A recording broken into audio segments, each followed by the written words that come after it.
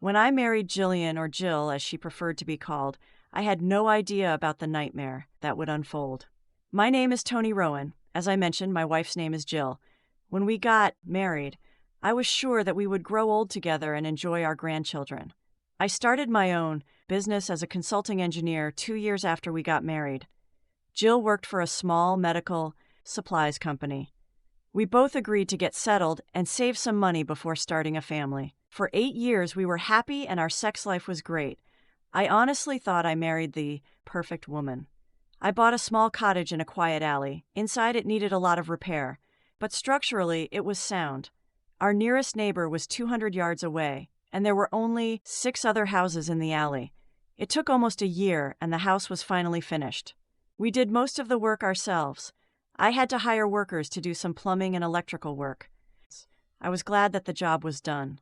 Jill and I often talked about how perfect it would be when we finally had children. Everything went wrong just before our 9th anniversary. Jill often became very harsh with me. Add that to the fact that our bed life was practically dead, and I started to get mad at her attitude. Jill started dating girls from work a few nights a week or so, she said. Wherever they went, it must have been nice because she never came home before midnight. I began to think the worst, but I reasoned that she would never cheat on me, even though I didn't realize how wrong I was. I had a childhood friend who I turned to for advice.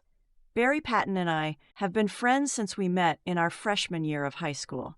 When my company expanded and I needed an executive director, I turned to Barry because he was someone I could trust. Barry knew Jill and at first couldn't believe what I was telling him, but after learning the details, he changed his mind. All the signs are there, Tony. If you want my opinion, I think Jill is cheating on you. I'm sorry to break the bad news, but I'd bet my career on it. When Barry said that, I knew he wasn't joking. I thanked him and returned to my office. I was sitting at my desk thinking about what to do in this situation. If Jill was cheating, then that was it. Our marriage was over. The bad thing was that she would get half of everything I owned. I was looking for a private investigator and found someone who could meet me later that day.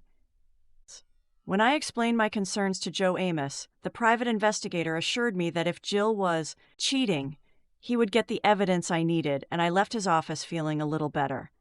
Deep down, I hoped and prayed that I was wasting my money on his services. The next day, I met with a technician at the cottage so that he could install some hidden cameras. He also connected a voice recorder to a telephone line. I didn't think it would show anything. Jill wasn't stupid enough to use her home phone if she was cheating. A week later, I contacted Joe, and the news was disgusting. All this is in the report, and that the DVD is very visual. If I were you, I wouldn't watch it. Knowing is one thing, but seeing is a completely different game. Thanking Joe for his advice, I paid him the last fee and left with the report and the DVD. Back in my office, I didn't follow Joe's advice and watch the DVD. The report revealed that her so-called outings with the girls were a cover for her to make love to some jerk she was working with. They took several long lunches and afternoon off to go and make love at a motel a few miles away. The report also said that they went to his house several times. The DVD was recorded on Thursday. Jill arrived home in the afternoon with a man. They immediately went into the bedroom and made love like wild animals for several hours. Jill did everything for her. What really shocked and disgusted me was what Jill said to her lover. I need to meet you in the me now, guys, again. What we have is great. It's paradise. I had never met a guy with whom she made love, except for a large male organ. There was not much to choose between him and me. I had a decent 20 centimeters, but it was at least 5 centimeters longer. We were both about the same age and build.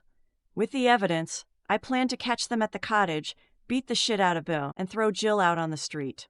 The following Thursday, I left work and drove past where we lived.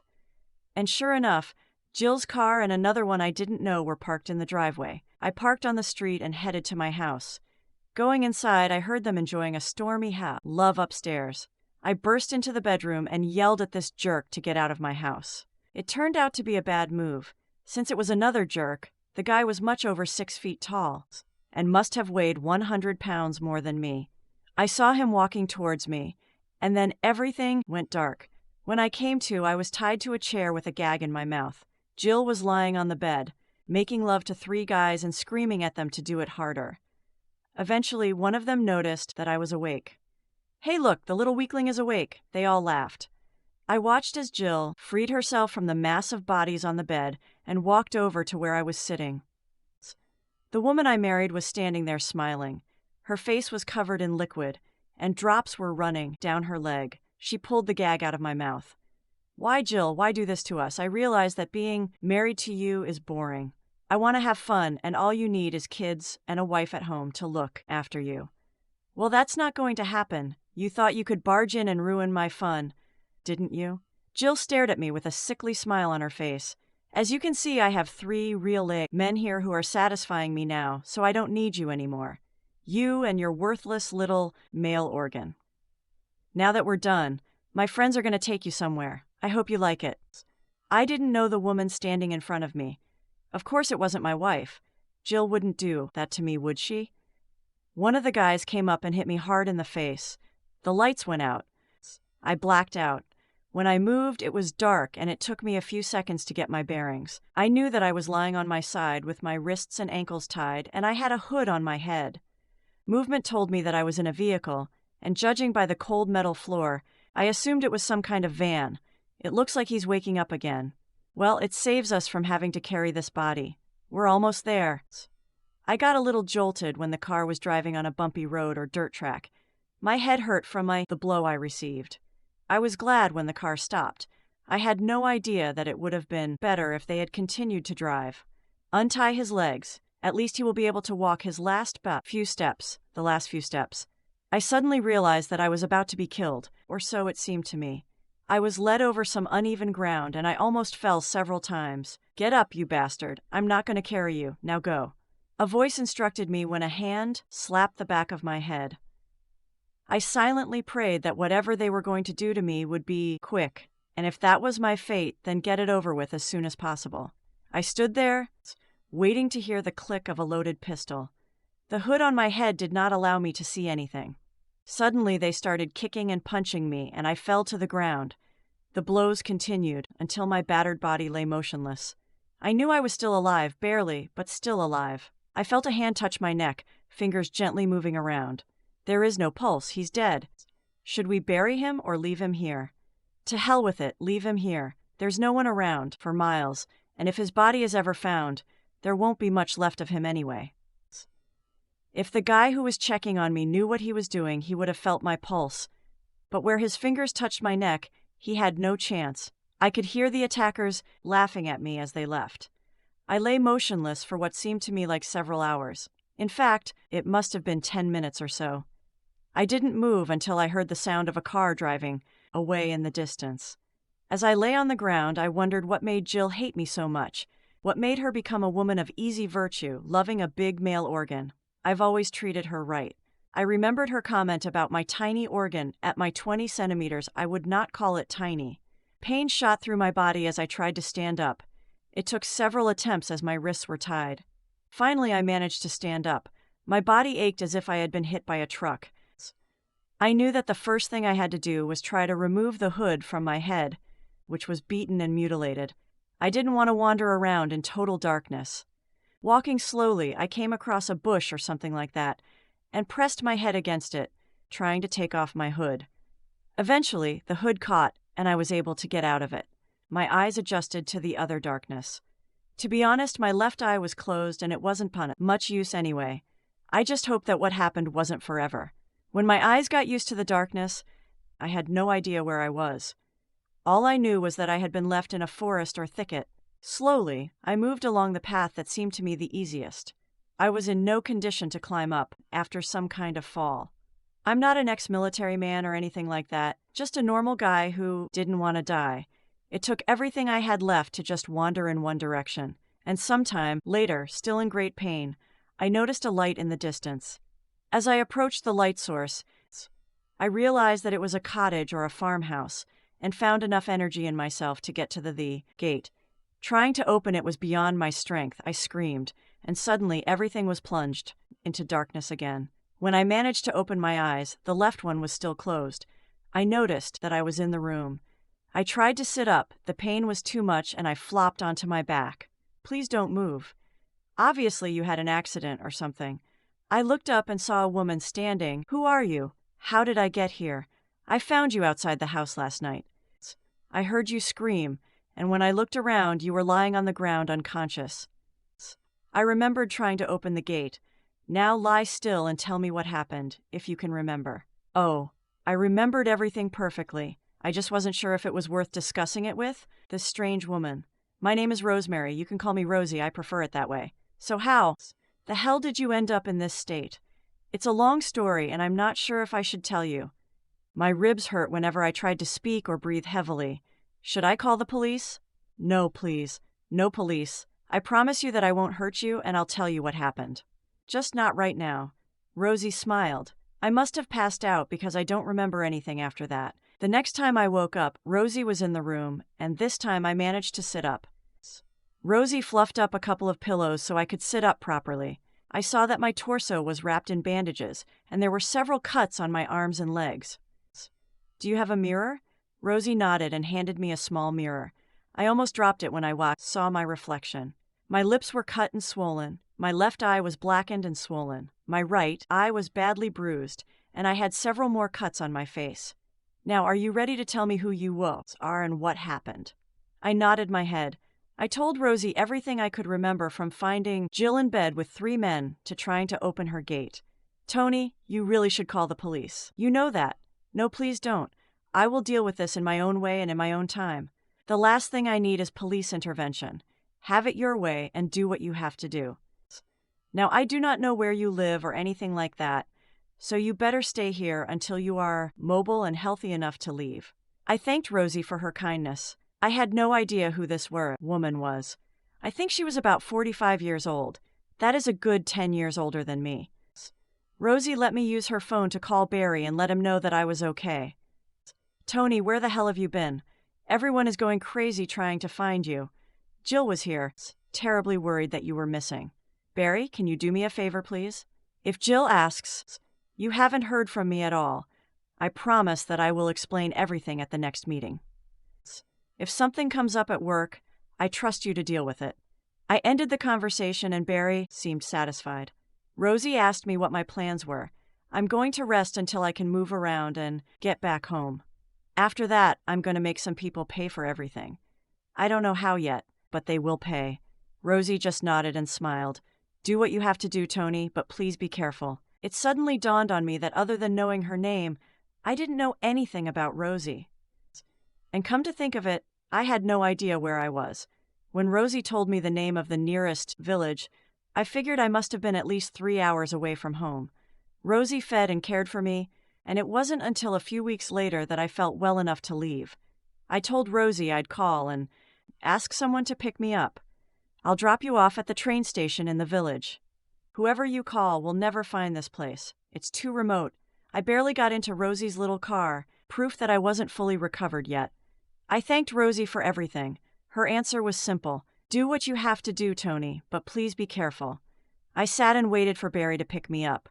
Jesus Christ, Tony, what the hell happened to you? Barry asked as he appeared. On the way back, I told Barry everything, and he shook his head in disbelief. I think I know why she did it, Barry. If we get divorced, she gets half of everything. Jill is greedy and wants to get everything. I bet she promised her hookup buddies a bunch of cash if they got rid of me. She knows the company is worth millions. I think she would sell it and spend her days making love to whoever wants her. You can stay at my place, buddy. If anyone asks, I'll tell them I have no idea where you are. Thanks, Barry. Do me a favor, please bring my laptop from the office. Oh, and I'm going to need some clothes. Barry laughed and said he felt like he was harboring a fugitive. Not yet, but it can happen if I get caught taking revenge. Well, then you'd better not get caught. I don't want to know what you're planning. On the way, we stopped at a shopping mall. I managed to get some jeans, t-shirts, socks, underwear, and a pair of sneakers. At the moment, this is quite enough. I had a full wardrobe at home, or at least I hoped it was. Fortunately, it was dark when we arrived at Barry's house, and I could only imagine the neighbors talking about me. According to Barry, Jill played the role of a loving wife very well. She called everyone who knew me. That is, everyone except the police. She called Barry regularly, every day, and asked if he had heard from me. Of course, his answer was no. Gradually, I recovered and was able to walk without experiencing less severe pain. Barry told me that Jill's calls have now been reduced to 1 call a week. I assumed she was too busy enjoying herself to worry about me. Sometimes it's useful to have time to think. In my case, it led me to think about how terrible my revenge would be. I wanted to take real revenge, and I was analyzing the options, sitting around all day. I came up with several ways to deal with Jill and her bedfellows. The problem was that most of my ideas involving someone else.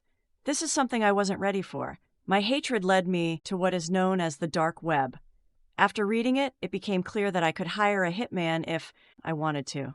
There were several references to mechanics, a term from the dark internet denoting an assassin. Eventually, I came up with a plan, but I had no idea how to make it a reality. And out of desperation and hatred, I left a message asking for help in solving a chemical problem. Naturally, I had a few messages from some psychos, but there was one who seemed to understand what I was getting at.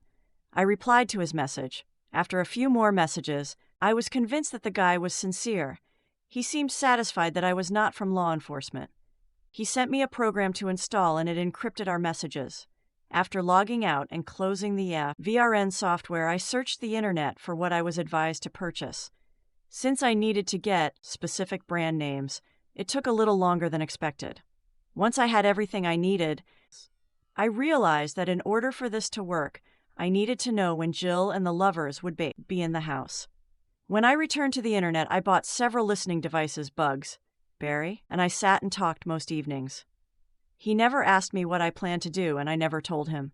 Things were going well, and the company had attracted several new clients.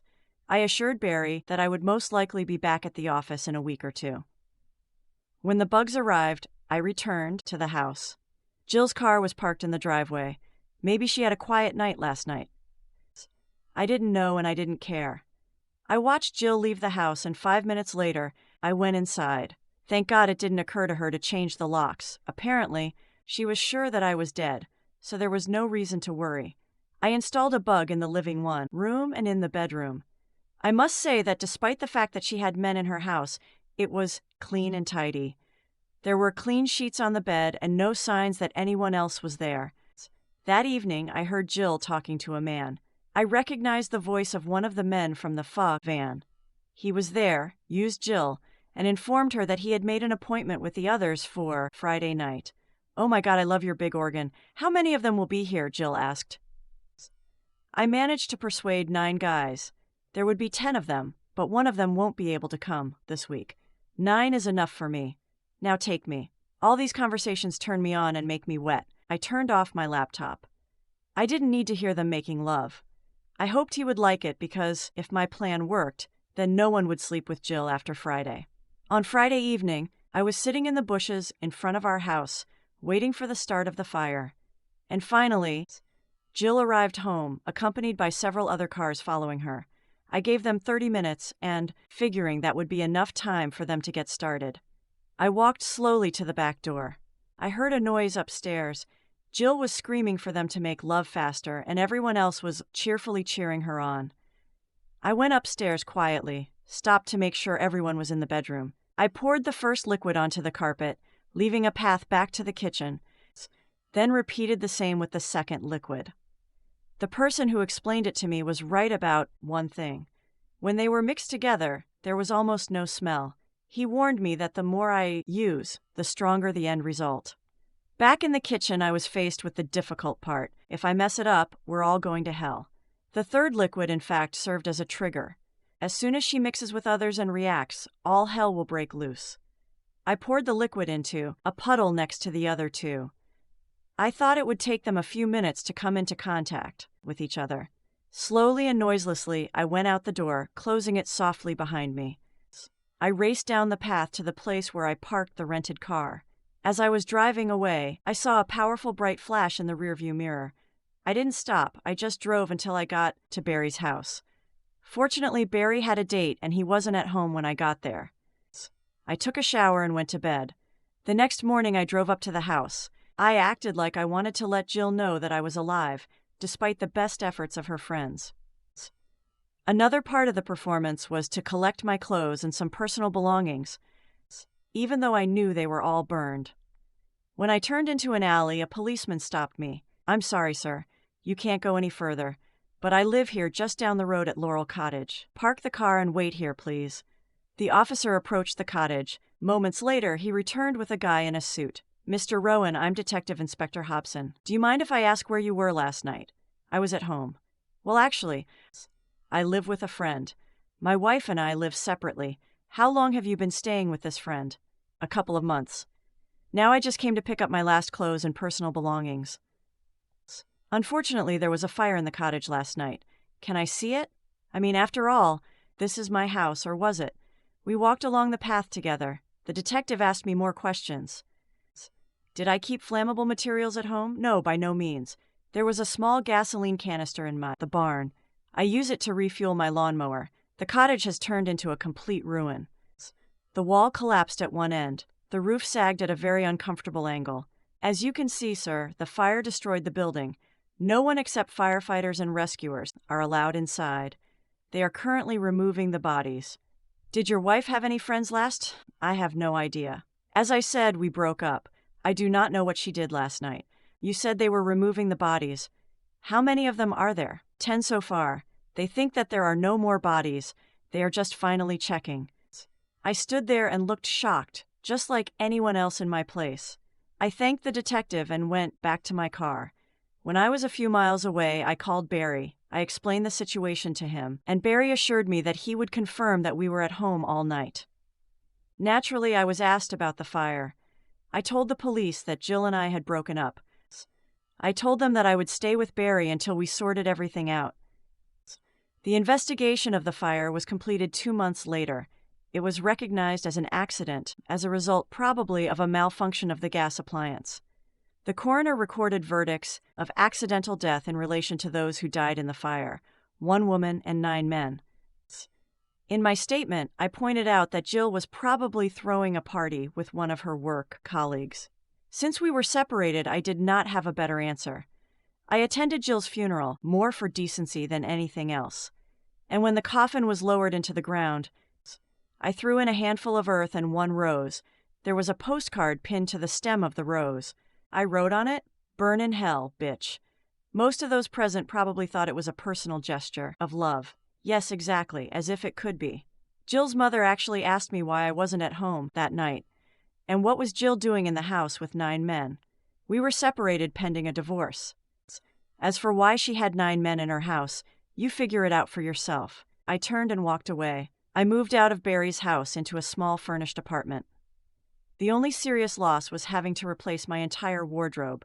In the end, the insurance company paid for the house. I sold the plot to the developer as I did not want to rebuild it. The media speculated about why there were 9 men and 1 woman in the house that night. I didn't comment and let people come to their own conclusions. As for the 9 men, I didn't know any of them and didn't pay attention to the newspaper reports about their funerals.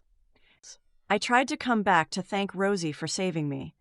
Unfortunately, I couldn't find the cottage, despite asking some locals where it is. Barry never asked me about the fire.